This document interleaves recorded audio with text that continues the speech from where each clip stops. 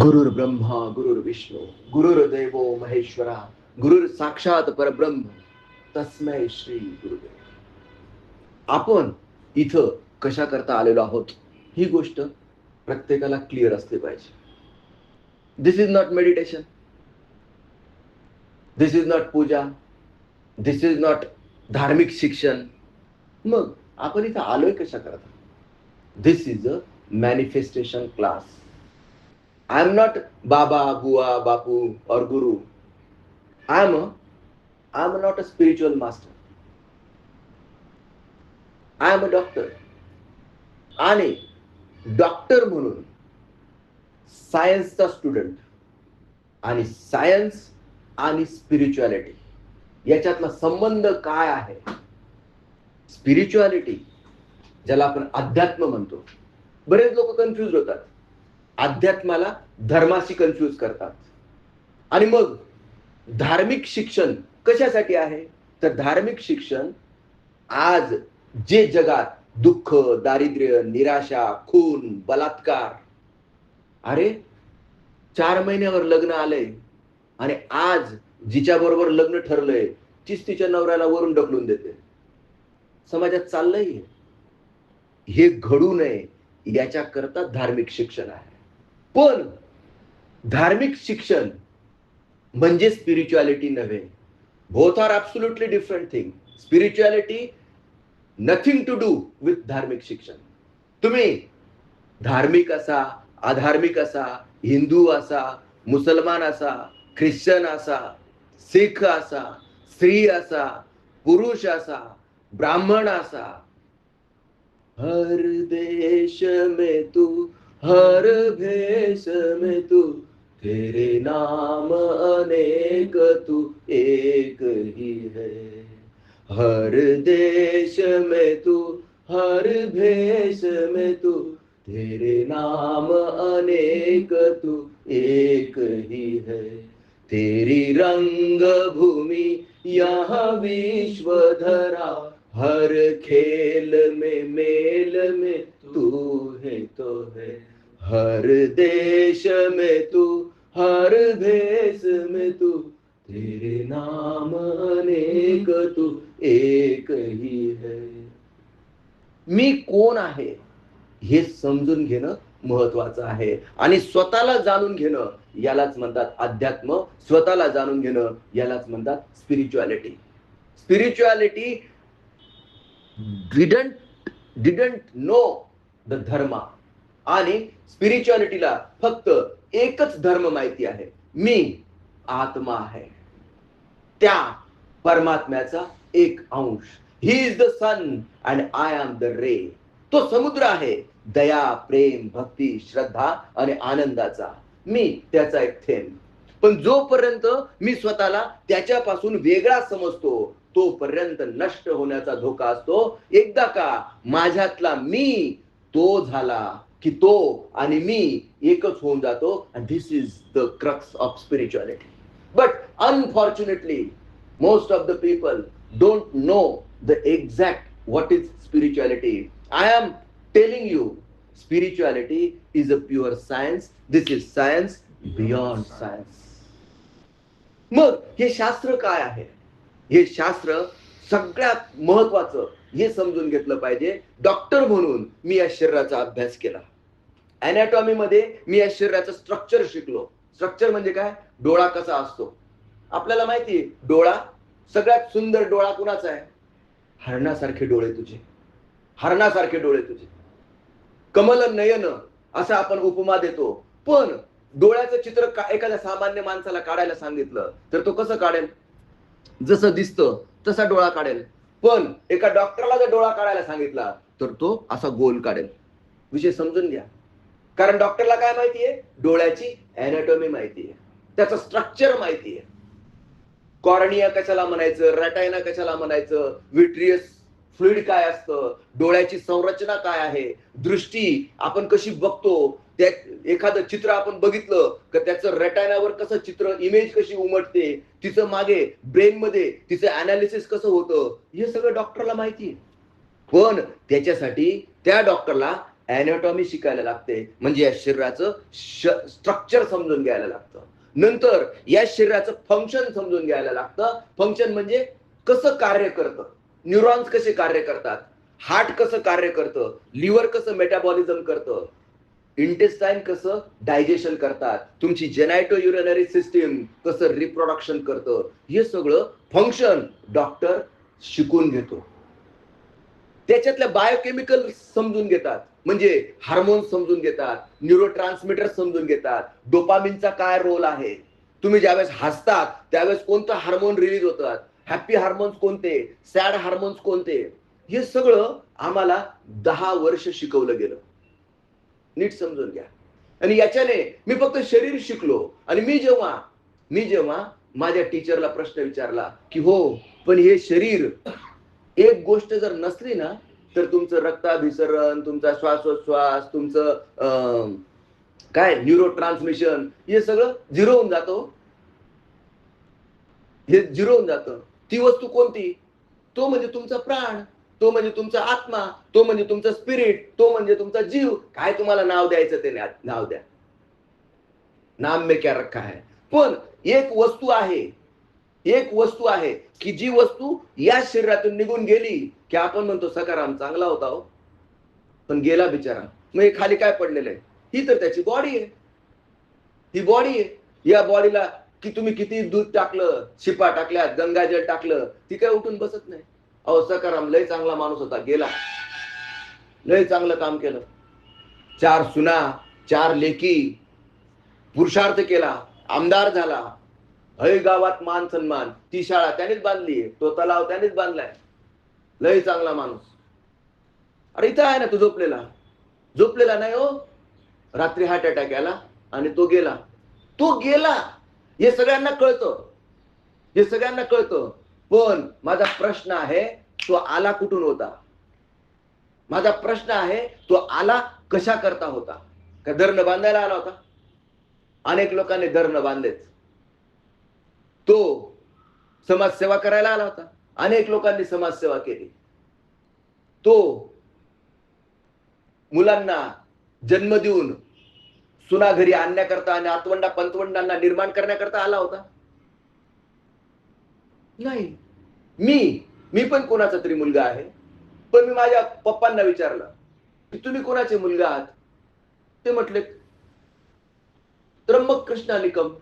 मग त्र्यंबक कृष्णा निकम कोणाचे चिरंजीव होते? म्हणे कृष्णा राधू निकम. म्हटलं राधू निकम कोणाचे चिरंजीव होते? राधू चिमणा निकम. आणि चिमणा कोणाचे चिरंजीव होते? नाही बाबा म्हणे, मला नाही माहिती. माझे पप्पा मला म्हणे, मग तुम्ही मला जन्म कशा करता दिला? ते म्हटले आपला वंश वाढावा, आपलं निकमांचं घर पुढे चालावं. म्हटलं तुम्हाला हेच माहिती नाहीये तुम्ही कोणाचा वंश चालवताय. चिमणाच्या आधी कोण होता तुम्हाला तरी आठवतंय का? आणि तुम्ही पण स्वतः आठवून बघा. सचिन लक्ष्मण निकम, लक्ष्मण त्र्यंबक निकम, त्र्यंबक कृष्णा निकम, कृष्णा राधू निकम, राधू चिमणा निकम. आणि चिमणा पुढे काय? चिमणा कोणत्या तरी चिमणीच्या बरोबर एकत्र आला, राधूचा जन्म झाला. राधू कोणाबरोबर तरी एकत्र आला, कृष्णाचा जन्म झाला. कृष्णा कोणाबरोबर तरी एकत्र आला, त्र्यंबकचा जन्म झाला. त्र्यंबक कोणाबरोबर तरी एकत्र आला, लक्ष्मणचा जन्म झाला. लक्ष्मण निर्मला निकम बरोबर एकत्र आला आणि हा सचिन निकम आला. Yes or no? This is truth. Science. I am talking scientifically, science. पण प्रश्न हा आहे की मी आलो कुठून, मी आलो कशा करता आणि मी जाणार कुठे आहे हे समजून घेणं म्हणजेच स्पिरिच्युअलिटी, म्हणजेच अध्यात्म. अध्यात्म has nothing to do with धर्म. आणि म्हणून हे धार्मिक शिक्षण नाहीये. कोणी कसा गंध लावावा, कोणी कसे कपडे घालावेत, कोणी कशी अगरबत्ती लावावी, कोणती अगरबत्ती लावावी, हे इथं शिकवलं जात नाही. इथं गंडे तोडे पूजा अर्चा no. This is pure science. आणि this is manifestation class. Manifestation class म्हणजे काय? तुम्हाला तुमच्या जीवनात काय पाहिजे आहे, तुमचं जीवन कशासाठी आहे, ही स्पिरिच्युअलिटीने ज्ञान दिलं आपल्याला. हे आपल्या ग्रंथांनी आपल्याला ज्ञान दिलं की माझं जीवन कशासाठी आहे. दोन शब्दात सांगतो, मनुष्य देहाची या ज्ञाने सच्चिदानंद पदवी घेणे एवढा अधिकार नारायणे कृपा दृष्टे दिला. इंग्लिश मध्ये सांगतो, the only purpose of man sojourn on this planet earth is to seek for the God. शुद्ध मराठीतून सांगतो, काय माझ्या अस्तित्वाचा उद्देश आहे भगवंताची प्राप्ती. भगवंताची प्राप्ती का करून घेतली पाहिजे, कशा करता करून घेतली पाहिजे, कारण तो आनंद स्वरूप आहे. आणि मी माझ्या जीवनात काय शोधतो, लहानपणी मला शिकवलं जातं, बाल्य वेचिले खेळण्यामध्ये तुझन पूजिले यौवनी कधी. बाल्य वेचिले खेळण्यामध्ये तुझन पूजिले यौवनी कधी. वार्धकी तनु होई जर्जरा, वार्धकी तनु होई जर्जरा. धाव पावरे त्र्यंबकेश्वरा, धाव पावरे त्र्यंबकेश्वरा. आप्त सोय रे स्वार्थ जाणिती, इष्ट मित्र ते गोड बोलती. आप्त सोय रे स्वार्थ जाणिती, इष्ट मित्र ते गोड बोलती. अंती एकला तुझी प्रभुवरा, अंती एकला तुझी ईश्वरा. धाव पावरे त्र्यंबकेश्वरा, धाव पावरे हे महेश्वरा. मग बालपण माझं कसं गेलं, मी माझं बालपण आठवतो. माझं बालपण विट्टी दांडू खेळायचं, मराठी शाळेत शिकायला जायचं, आई पप्पा टीचर होते आणि मग पोरा अभ्यास कर, घरी पप्पा मला शिकवायचे. ऑटोमॅटिकली शिकवण्याचा आणि शिकून घेण्याचा नाद घरात असल्यामुळे मला खूप जास्त अवघड गेलं नाही, कायम वर्गात टॉपर राहिलो. कारण काय, घरातून फुल सपोर्ट. ज्या शाळेत शिकायचो त्याचेच टीचर पप्पा होते आणि ज्याचे वडील त्या स्कूलमध्ये असतात त्याचा एक कॉन्फिडन्स बिल्डअप झालेला असतो, मी बॉस हो. आणि अशा परिस्थितीत माझं प्राथमिक शिक्षण झालं. कायम टॉपर, कायम एक नंबर मी कधी सोडला नाही. पण याचं श्रेय कशाला जातं, याचं श्रेय जातं पप्पांचं मार्गदर्शन आणि माझी सिन्सिअरिटी. पण मला खूप जड गेलं नाही. 10वी पर्यंतचं शिक्षण मला जड गेलं नाही आणि 10वी पर्यंत माझ्या वडिलांनी मला फक्त शिक्षण का महत्वाचं आहे एवढंच समजावून सांगितलं. आणि त्यांचं लक्ष त्यांच्या आयुष्यात त्यांना डॉक्टर बनायचं होतं, पण परिस्थितीमुळे 72च्या दुष्काळामुळे मार्क्स असून पण त्यांनी शॉर्टकट निवडला. पटकन पगार मिळणारी नोकरी निवडली. पटकन पगार मिळेल, पगार चालू होईल, पटकन आपण टीचर होऊन जाऊ, लगेच घरादाराला आपल्याला हातभार लावता येईल. आणि म्हणून त्यांचं डॉक्टर होण्याचं स्वप्न अपूर्ण राहिलं. त्यांनी मला सांगितलं, तू डॉक्टर हो. माझ्या समोर ते टार्गेट ठेवलं गेलं, मी डॉक्टर झालो. पण मला कधीच वाटलं नाही की डॉक्टर मी भगवंताच्या कृपेने झालो. मला असं वाटलं, माझ्या वडिलांची इच्छा आणि माझा पुरुषार्थ, मी अभ्यास केला म्हणून मी डॉक्टर झालो. हाच माझा फील होता. कधीपर्यंत, जोपर्यंत मला ब्रह्मज्ञान माझ्या आत उतरत नव्हतं तोपर्यंत. काय आहे हे ब्रह्मज्ञान? मैं देह नहीं नश्वर नासी, मैं अलख निरंजन अविनाशी. I am not this body, I am not this mind also, I am the soul. शिवोहम, आय एम शिवा. कुठल्याही मंदिरात जाऊन बसायची गरज नाही तुम्हाला, कुठल्याही देवासमोर नतमस्तक व्हायची गरज नाही तुम्हाला. तुम्ही जिम मध्ये गेलात, वा वा छान इन्स्ट्रुमेंट आहेत बरं का, मस्त मस्त मस्त, आणि 2 महिन्यांनी बघितलं किती बॉडी बनणार आहे का? अरे जिम मध्ये गेल्यानंतर तुम्हाला तिथे काय करायला लागेल? घाम गाळायला लागेल. Yes or no? विषय समजला की नाही? नाहीतर वर्मा साहेबांच्या शेजारी गोल्ड जिम आहे, बरोबर, तिच्याकडे बघून तुमची बॉडी बनणार आहे का? अजिबात नाही बनू शकत. हा, तुम्ही तिच्या आत गेलात आणि घाम गाळला तर बनेल. Yes or no? अगदी तसंच आहे. पण दुर्दैवाने तुम्हाला सांगतो, आजकाल लोक मंदिरात जातात, 4 तास रांगेत उभे राहतात, 4-8 आणे दान दक्षिणा टाकतात आणि देवाला म्हणतात, देवा मला पास कर. देव म्हणतो, अरे मूर्खा अभ्यास कर. Yes or no? पटतंय की नाही तुम्हाला? I am not talking rubbish और unscientific, I am talking scientific. तुम्ही मंदिरात जाऊन हार तुरे आणि तिथं दक्षिणा टाकून तुम्हाला काहीही मिळणार नाही. मंदिरात गाडगे बाबा सांगतात, मंदिरात देव नाही राहत रे. मंदिरात काय राहतं? पुजाऱ्याचं पोट राहतं, पोट. जर तसं राहिलं नसतं तर आज चंपतराय नजरबंद झाला नसता. कोण चंपतराय आता सांगायची गरज नाही मला. खूप टीव्ही लावला की तुम्हाला तेच दिसेल. सांगायचा मुद्दा हा आहे की करोडो रुपये खर्च करून एवढं मोठं भव्य दिव्य राम मंदिर, जे पूर्ण भारतीयांचं स्वप्न होतं, ते बांधलं गेलं. त्या मंदिरात 24 तास राहणारे जे कर्मचारी आहेत, त्यांच्यामध्ये ट्रान्सफॉर्मेशन झालं का? अरे जे मंदिरात राहून त्यांच्यात ट्रान्सफॉर्मेशन झालं नाही, आणि तुम्ही वर्षातून एकदा किंवा कधीतरी तिथं जाऊन तुमच्यात ट्रान्सफॉर्मेशन होणार आहे का? दिस इज माय क्वेश्चन. मग तुम्ही म्हणाल, सर मंदिरात जायचं नाही का? अरे नाही. तसा जर तुम्ही अर्थ घेतला तर साफ बुडालात. मंदिरात गेलंच पाहिजे. मंदिर ही आपली सनातन संस्कृतीचं भव्य ठेवा आहे. आणि मंदिरात जाऊन काय केलं पाहिजे? ध्यान करो ध्यानी बनो. काय बोललो मी? ध्यान करो ध्यानी बनो. तुम्ही मंदिरात गेलात, 4 तास उभे राहून तिथं तुम्ही दर्शन घेऊन आलात आणि तुम्ही म्हणतात, वा वा वा लय भारी, मस्त झालं दर्शन बरं का. अरे बाबा, तू 5 मिनिटं तिथं ध्यान केलं का? काया ही पंढरी आत्मा पांडुरंग. हा नुसता बोलाचाच भात आणि बोलाचीच कडी नाही. तुला स्वतःला जाणून घेण्याचा प्रयत्न केलास का? आणि आपले जे मंदिर आहेत ना, त्यांचे गाभारे बघा. तुम्ही त्या एखाद्या, मी म्हणतो अजिबात जाऊ नका त्र्यंबकेश्वरला, किंवा अजिबात जाऊ नका भीमाशंकरला. मी काय सांगतो, एखाद्या शांत निर्जन एकटी फक्त शिवलिंग असेल आणि मंदिर असेल, अशा मंदिरात जा, एकटेच जा.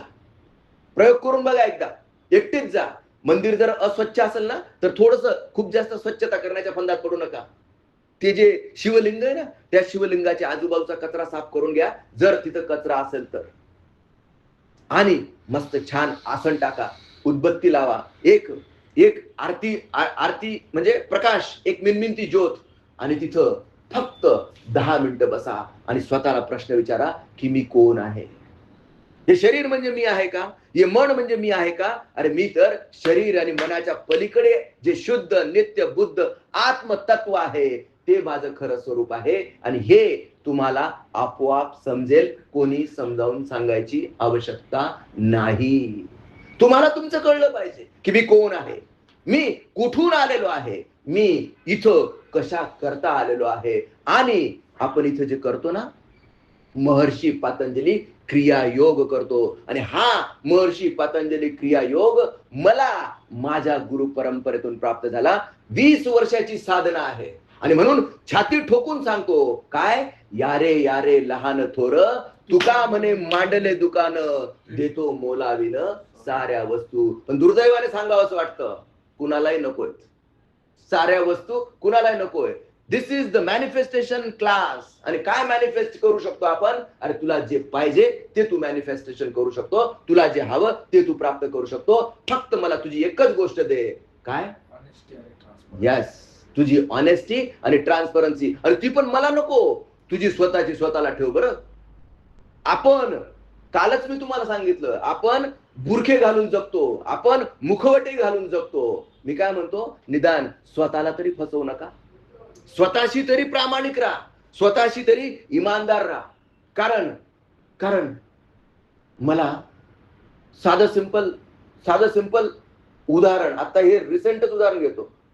जे लोहगावला घडलं, काय घडलं असेल मला डिटेल माहिती नाही, कोण आहे काय मला माहिती, त्याच्याशी घेणं देणं नाही. पण काय घडलं असेल, एका श्रीमंत माणसाचा मुलगा आणि एका श्रीमंत माणसाची मुलगी यांचं लग्न ठरतं. बरोबर? तिचं कुठेतरी अफेअर असतं आणि तिच्या मित्राच्या सोबत याचा काटा काढून टाकायचा, असं ते ठरवतात. काटा काढून पण टाकतात. पण आता आता का हे का झालं असेल? त्यांच्या मनाच्या त्यांच्या मनात तिच्या भावनांचा विचार केला गेला होता का?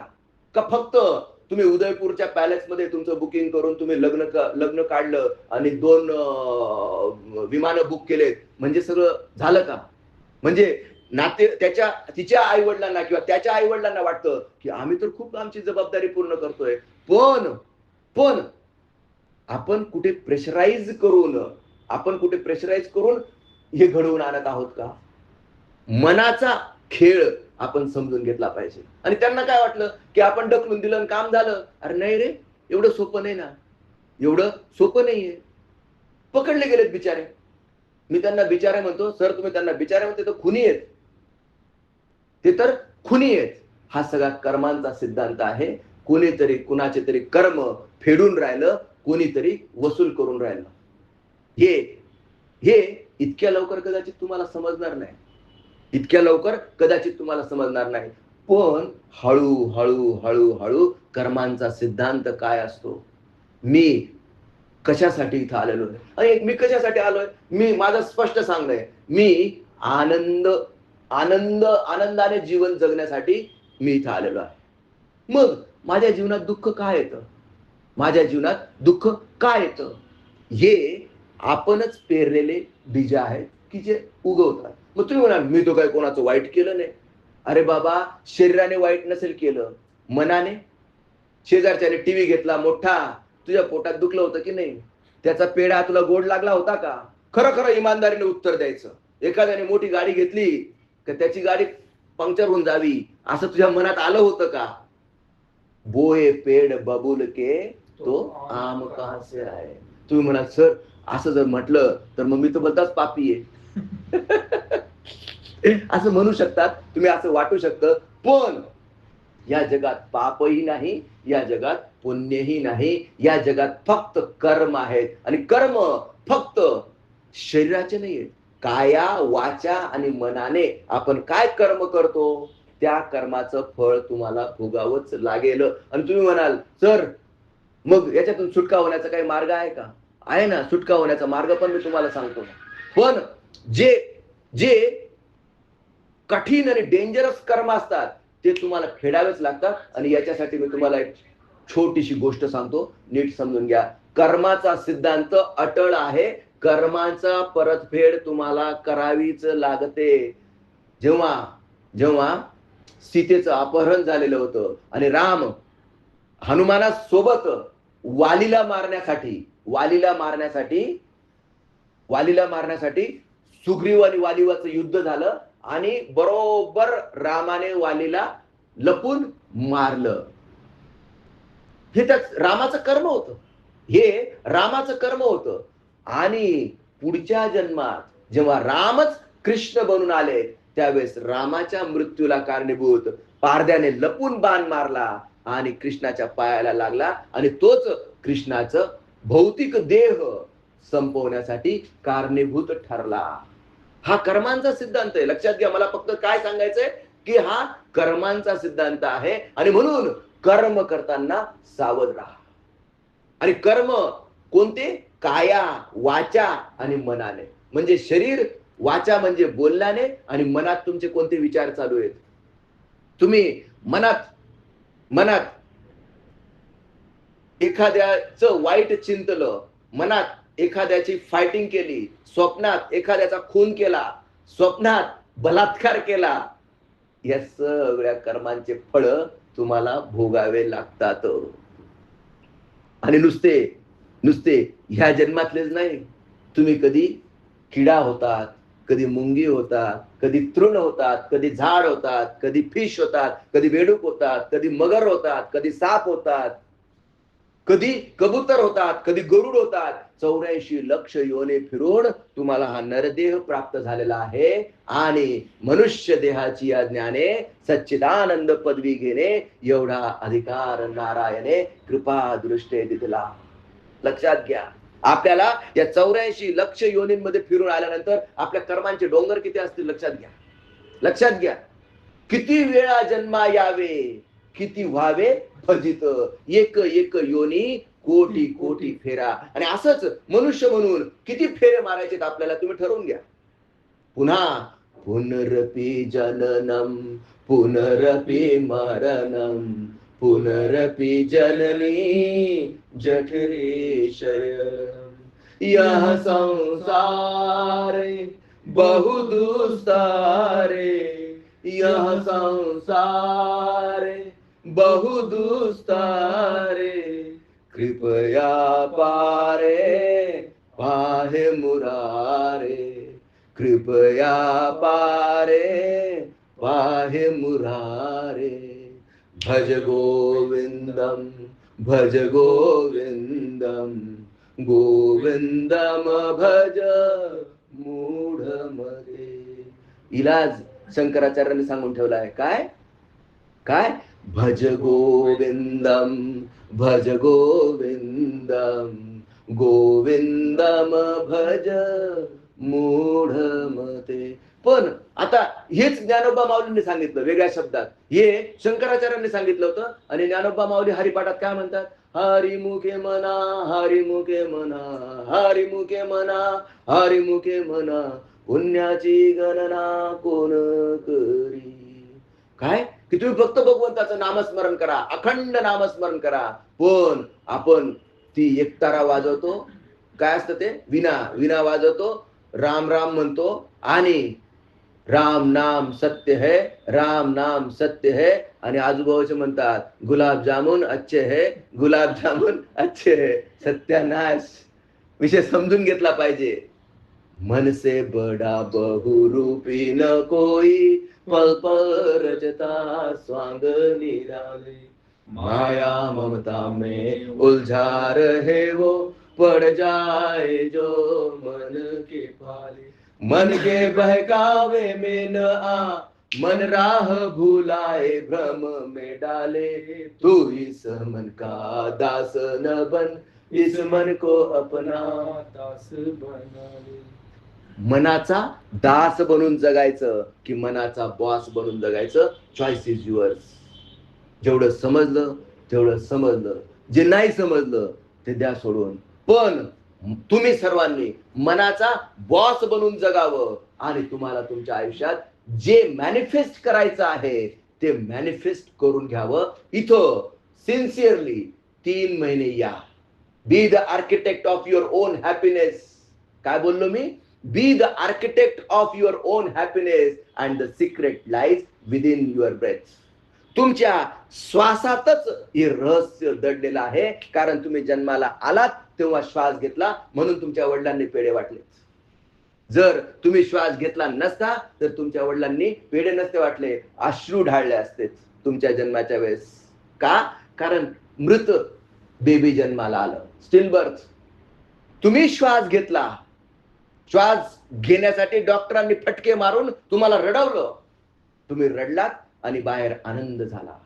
विषय लक्षात घ्या. आणि जेव्हा तुम्ही इथून जाल तेव्हा तुमच्या हृदयात आनंद असला पाहिजे आणि तुम्हाला सोडताना समाजाने अश्रू ढाळले पाहिजेत. असं कर्म तुमच्या हातून घडावं या शुभेच्छेसह आजच्या सत्संगाला आपण विराम देऊया. श्री गुरुदेव दत्त.